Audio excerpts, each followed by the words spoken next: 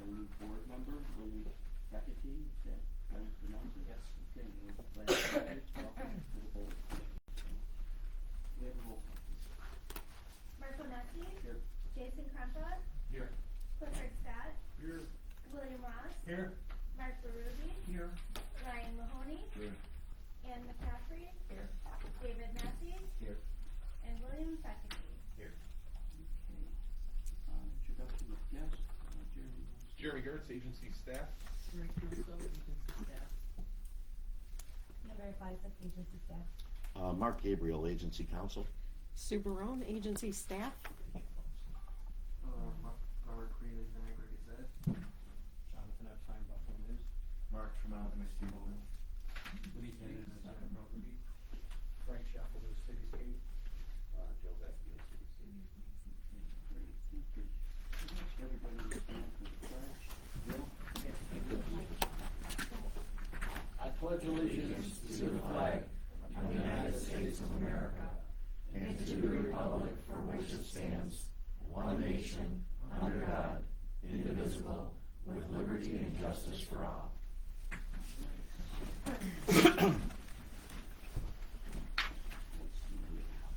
Approval of the meeting minutes from September 15th.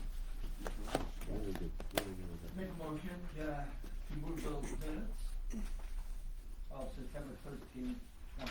I need a second. I'll second. We have a second, and that's going to be on the question.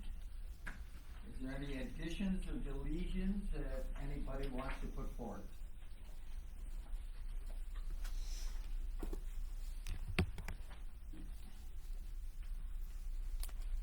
All in favor? Aye. Opposed? Mr. Chairman? 7.1. Mr. Cooper? A short while ago, the Finance and Audit Committee met to review agency payables, budget variance reports, as well as the 2024 proposed budget. We found this to be in order and recommended to move forward to the board as a whole. Can I get a motion initially to accept the agency payables report? So moved. And a second? Second. All those in favor? Any opposed? Same set with the budget variance reports. Again, we found them to be in order. Can I get a motion to approve? Motion. Second? All those in favor? Aye. Any opposed? Wonderful. And lastly was the 2024 proposed budget. Do we need a roll call for budget? Okay. That said, we've reviewed, in committee we reviewed the budgets, found them to be in order, and are recommending to be forwarded to the board for official approval. And then it goes to the legislature after that. That is correct. For 20 days. I will. Mr. Cooper, and a second. Mr. Scott. All in favor? Aye. Any opposed? Any questions? We need a roll call vote. William Ross. Yes. Jason Krempa. Yes. Clifford Scott. Yes. Mark Berube. Yes. Ryan Mahoney. Ann McCaffrey. Yes. David Massey. Yes. William Feckley. Yes. Marco Nessie. Yes. 8.0, we need to fill some positions that with all the new board members and the resignations. I put together a slate and of first vice chair, Jason Krempa, second vice chairperson, Clifford Scott, and then the assistant secretary would be Mark Berube. Are there any other nominations for those positions? No nominations, then I'd ask for a motion. So moved. Mr. Ross, and a second. Second. Mr. Capter, all in favor? Aye. Do we need a roll call vote on that, I believe? No, it'll be okay. Okay. Also, I want to go over the changes to a couple committees, just to be clear, okay? The Audit and Finance Committee, their chairperson is Jason Krempa,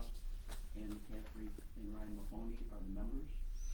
The Governance Committee would be Mr. Ross remains as the chairperson, with Clifford Scott and David Massey as those individuals, and our new assistant secretary is Mark Wilson.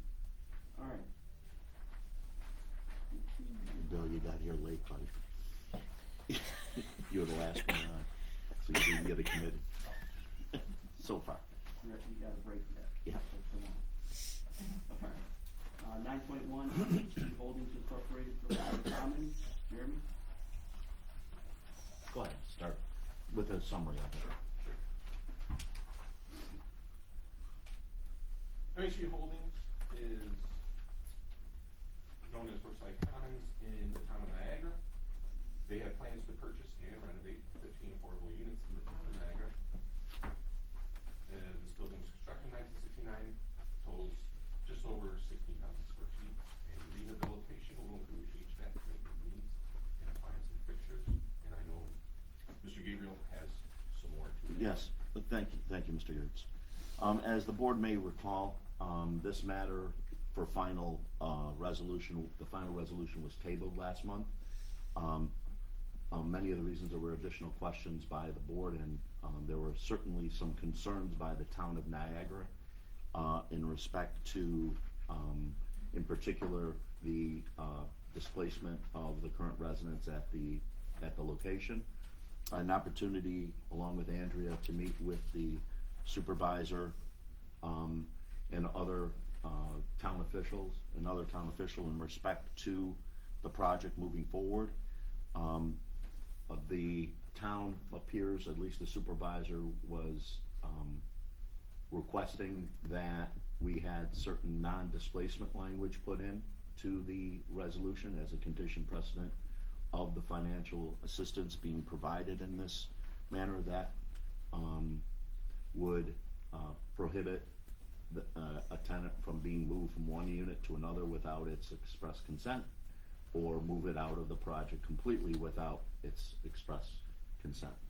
So I've had an opportunity to go over this with our with Jason from our audit committee before, and I think we were working on some potential language to insert into a final resolution on the documents. Jason, do you have anything with you that you'd like to bring as an addendum to the resolution? Yeah, so as we discussed before, to some degree, we like to get the input from the municipality, the taxing authority. So as a result, we had some language drafted, which we would like to add into the agreement, which I will read in as we speak. So, this is in the pilot agreement. And the final resolution. And the final resolution, which will be added to section 5 as a condition precedent of receiving the financial assistance contemplated by this resolution. As a material term or condition, the company covenants and agrees not to displace any current resident from his or her current unit unless the tenant chooses to permanently leave the facility on his or her own volition, or agrees to move to a different unit under his or her own volition. So with that, there'd be an additional added to the agreement, which will satisfy the concerns of the town of Niagara. Any questions? Where are you getting your bond funding? Where's it coming from? It's being insured by Fannie Mae. The lender is Colliers Mortgage.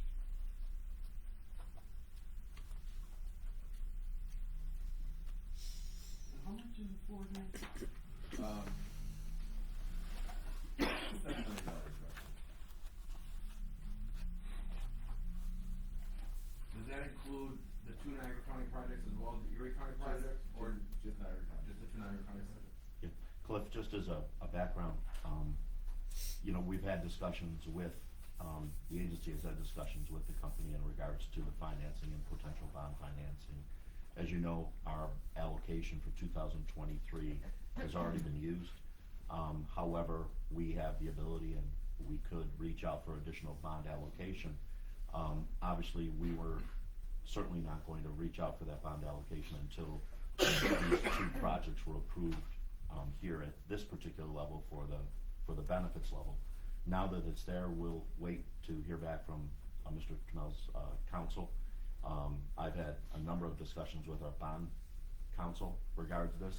He has or is ready immediately to ask for that allocation. Erie County, it is my understanding, has already asked for and received that allocation. I'll certainly defer to Mr. Tramell on that.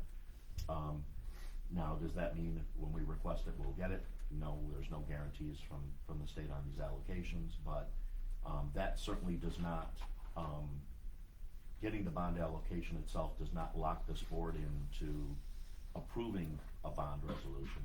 We would certainly, at that time, a separate request and application would be received by Mr. Tramell for such bond financing, and that would move forward at a future date down the line. These are just for the financial assistance set forth as the real property tax benefits, sales tax benefits, and mortgage tax benefits. So I hope that explains it. And, you got planning board approval from that municipality, right? Planning board from which municipality? Niagara? No. Forgive me, I'm from Niagara Falls, so essentially, you have a project of this size, you're going to the planning board. Is that, the same track here in this county, in this jurisdiction, town of Niagara? I'm unaware of that requirement for a planning board at this point. So essentially, Mark is saying that there's many more approvals throughout this process for you to essentially break ground, right? Well, I don't know if many more, but yes, certainly there definitely is approval for the bond financing, absolutely. And then, when I applied for the rehab permit, there's gonna be through the particular process for each municipality, Yeah. absolutely. So we're just a step, essentially. Yeah, this is the first step to see whether or not, in his calculations for financing, whether or not these benefits are available to him towards his bottom line when he's moving forward with the next step of financing and closing on the project. There's a lot of misinformation out in communities, especially when it's either on social media or in the paper. Essentially, this entity has, we have an approval process, and there's multiple different other government entities and financing authorities that have to approve the project as well. So we are not the final arbiter in approving this project, just so everybody's clear. I would actually think, maybe, again, not to speak out of turn, but I think we're not the final, this is an early step of the Yes. process. That we're going through, at this point, my understanding, I think it should be noted that we're just looking at the difference in, at the tax abatement from where it's at today to where it might be, should it be, revalued by the tax abatement. Yeah, and Jason, that's a great point. And then in addition to that, what's important to note for this board and its approval, we are providing an incentive in regards to specific pilot real property tax abatements, sales tax abatements, mortgage tax abatements. However, if the project does not go through and nothing is spent and it does not move, this board's action does not result in giving not a dollar away. Everything is conditioned upon the project being completed.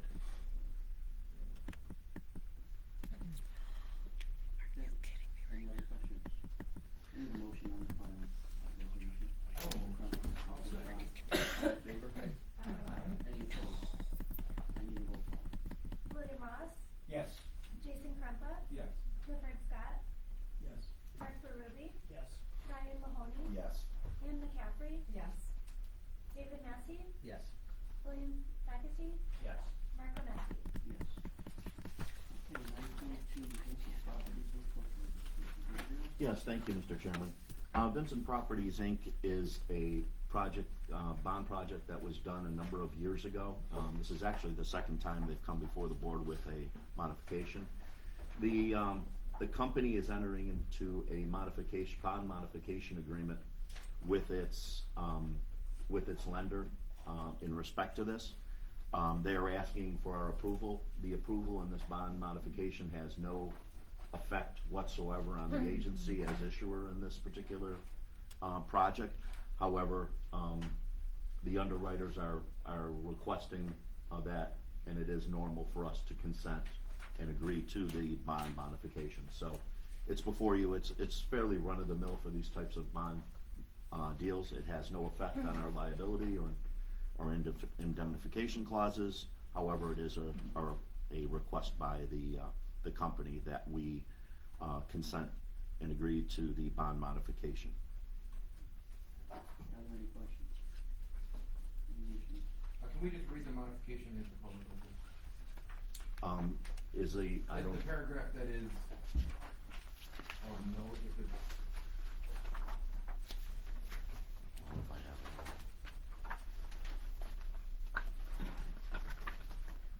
Yeah, the whole resolution should be there. okay, I'm sorry, you don't need to read it, I didn't. read Yeah, it. yeah, the whole resolution should be I there. thought there was one specific paragraph, I apologize. No, no issue at all.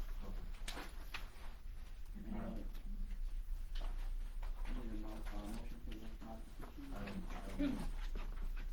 Second. And Mr. Ross, all in favor? Aye. Any opposed? Any roll call, please? William Ross, Yes. Jason Krempa, Yes. Clifford Scott, Mark Berube, Yes. Ryan Mahoney, Yes. Ann McCaffrey, Yes. David Massey, Yes. William Fackety, Yes.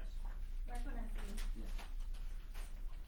10.1, Cityscape Property Management, Ms. Cochran? Thank you, Mr. Chairman. Cityscape Property Management, Inc. is proposing, to build out of 2 buildings, each with 8 residential units, all market rate units, approximately 1,300 square feet of living space. They'll be combining the lots of 1304, 1310 Payne Avenue along with 325 Stenzel Street, all in North Tonawanda. I think as most of us know that we're experiencing a housing crisis in New York. The governor has called on New York State to create new housing units. North Tonawanda is in need of new units as well, and staff reached out to the city of North Tonawanda to ensure that they are in favor of this project. Mayor Tyler did state that the city does support these projects. Today, to address the board, we have Mr. Frank Sheffalu and Mr. Vecchio to answer any questions the board may have. Anybody have any questions? Should we get Mr. Cochran to go about this? You want to say anything? Yeah, if you guys could, Yeah. 2-second summary. So, I'm Joe Vecchio, this is my cousin Frank, we own Cityscape. We're a small family-run business, both of us are on the job site daily, managing our employees and our subcontractors. By year end, we will have already completed 17, similar upscale units across, 5 different buildings near the Graff Hospital, as you come over the bridge into Niagara County. We have not asked for any government assistance, variances, zoning changes, or any other incentives that would have benefited Cityscape Property Management. These units are 100% privately built and financed.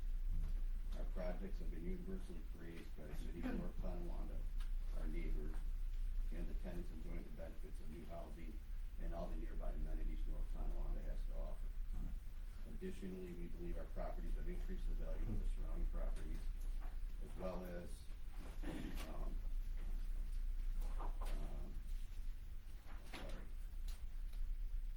Additionally, we believe our properties have increased the value of the surrounding properties. And since we built on previously vacant land, parking lots, and distressed, properties, it's been to the benefit of everybody around us. While our plan was to continue adding similar units with similar benefits to an aging housing stock and meeting consumer demand for these types of units, the climate has changed dramatically in the last 18, 24 months. We're at the point where material costs and availability continue to be unpredictable.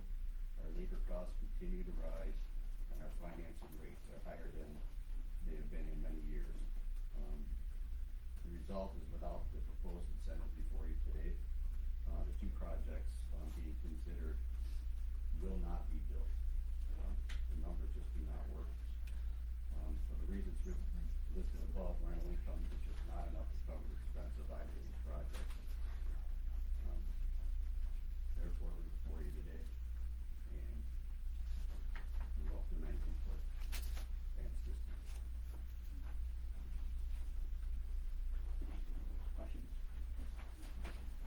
properties.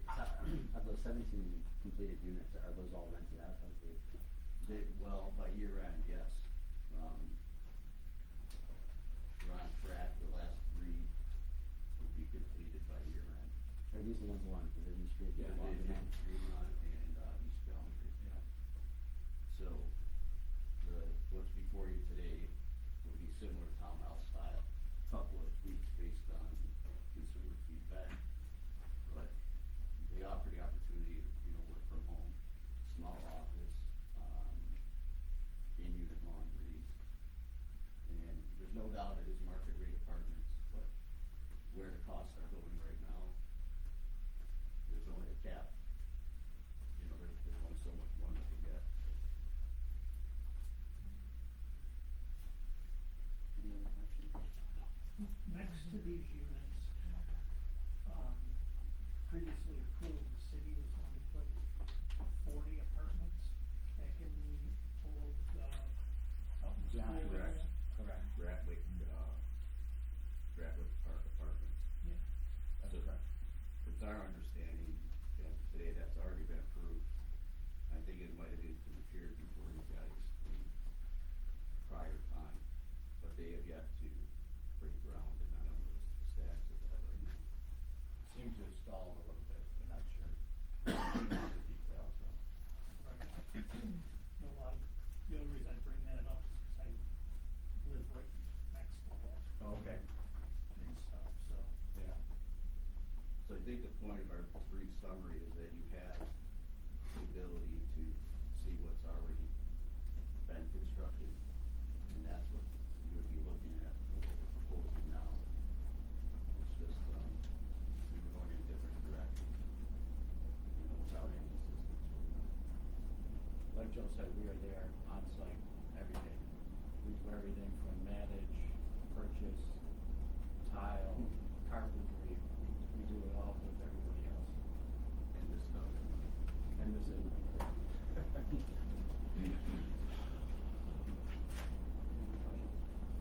Any other motion on the preliminary resolution? All in favor? Any opposed? Any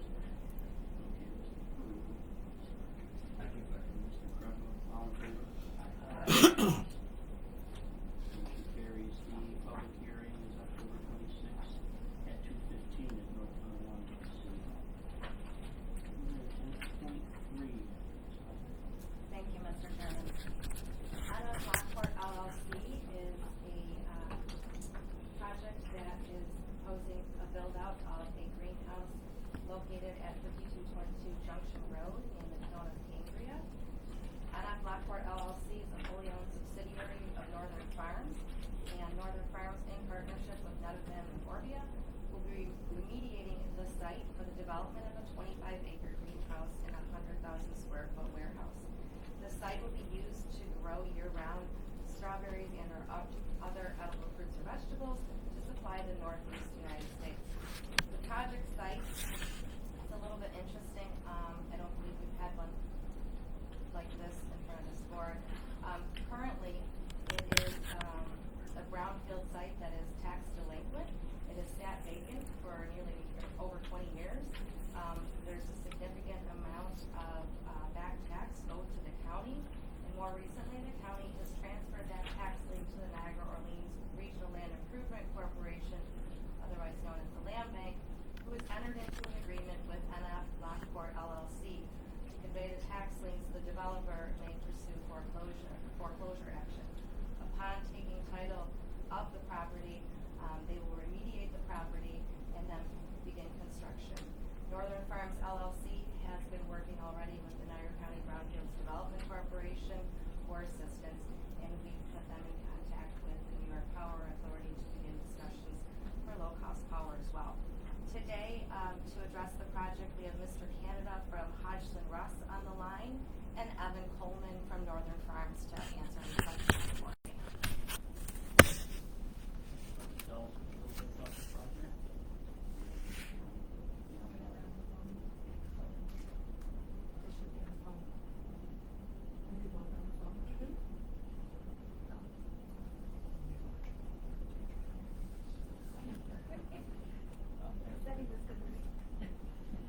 Hello?